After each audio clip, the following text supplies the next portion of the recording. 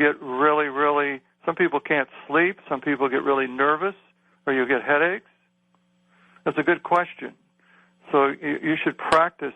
And in my book, I do have a little bit on that because it's fundamental.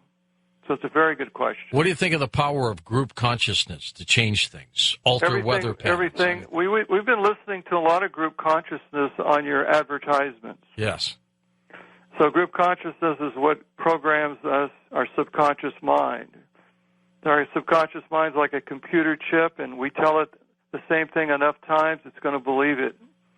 And then it goes and buys those, whatever it needs, whatever you've told it to. I mean, our whole society is group consciousness.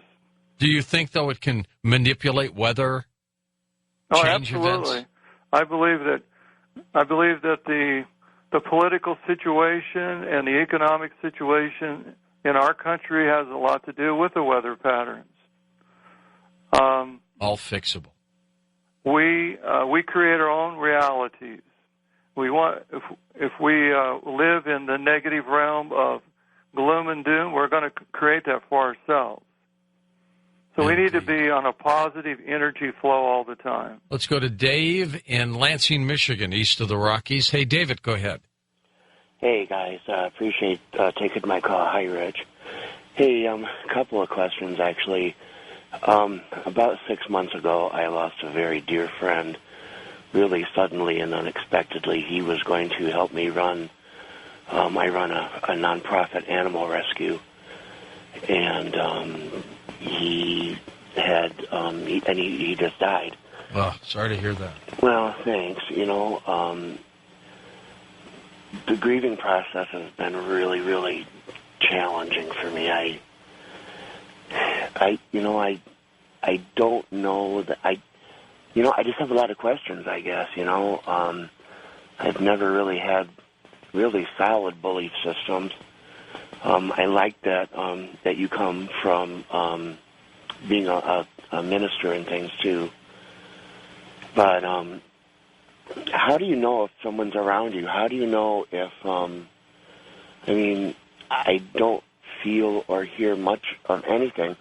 Although, however, I did have one dream that I could share with you if you want me to. But well, just let's get to the question there. The clock's going to get us here, David. Right. Well, then, how do I know if he's okay? How do I know? If he's okay. there? Well, let me butt in here. He is okay. But since you can't communicate with him, my suggestion is you go find somebody that can. There's all kinds of mediums out there that can communicate with spirits of the dead.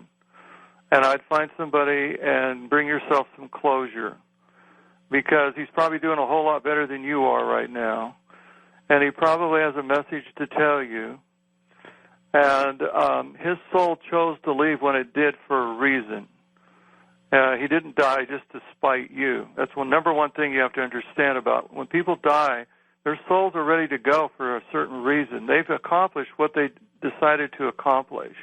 It's hard for people to understand this because, it's devastating for people and their family that lose loved ones. Unless it's an accident, right?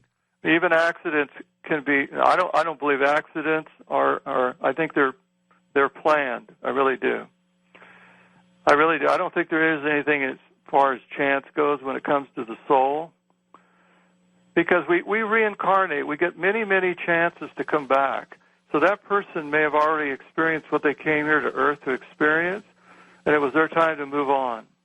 So accidents are great ways for people to move on. It's tragic, but it happens every day.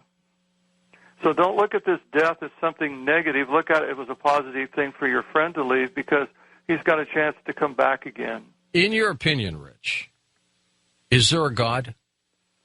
I call it the prime creator, the creator of the subtle energy of the universe that creates the positive and negative polarity that holds our spirit in form.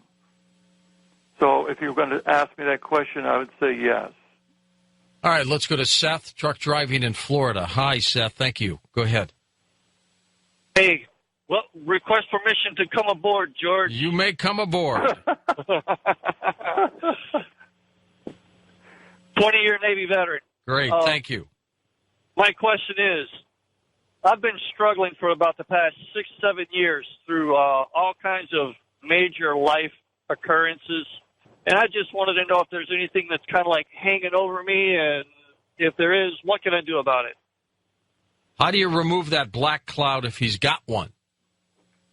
Well, it's just a matter of like spending time with you and going back, and we call it the law of relativity. You've got a lot of challenges because you've got some karma you got to work out.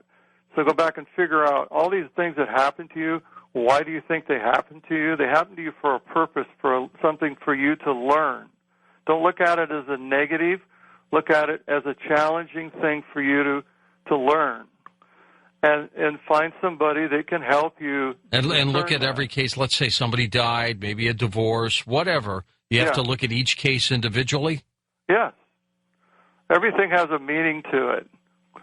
And we all have a bunch of stuff like that we have to deal with in our lives.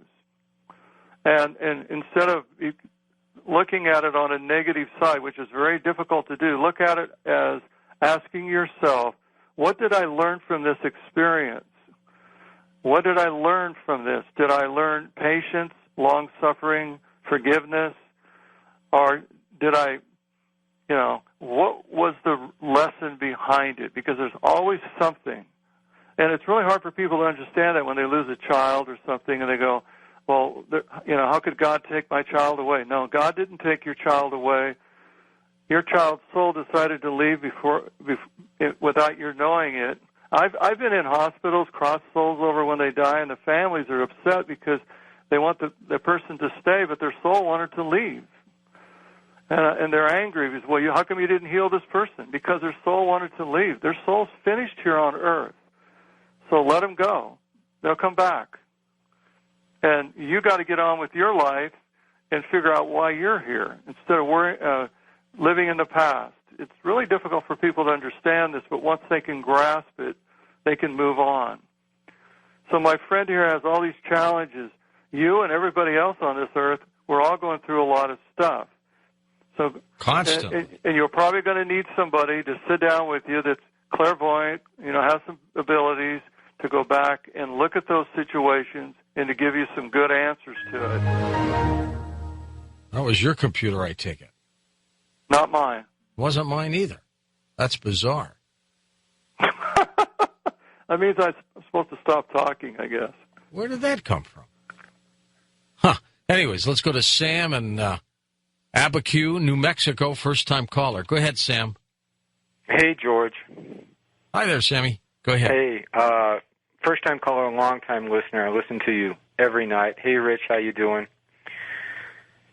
Can you hear me? I can, thank you.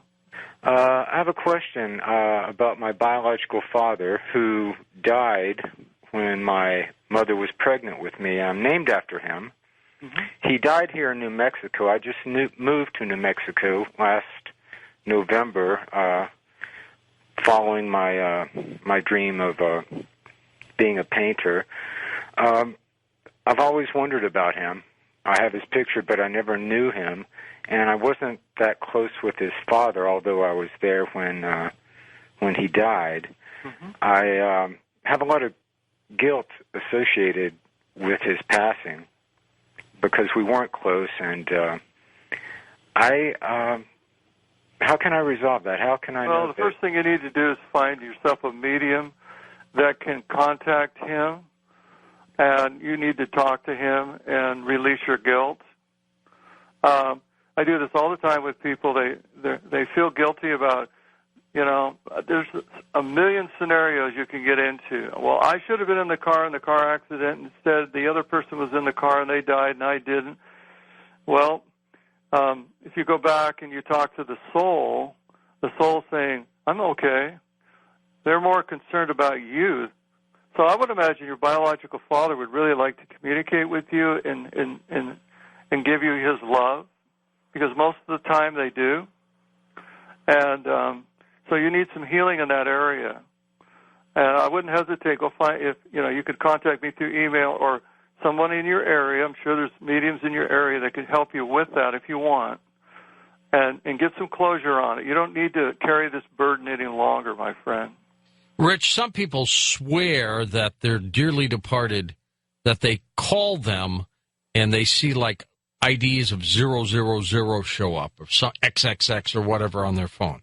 Do they do that?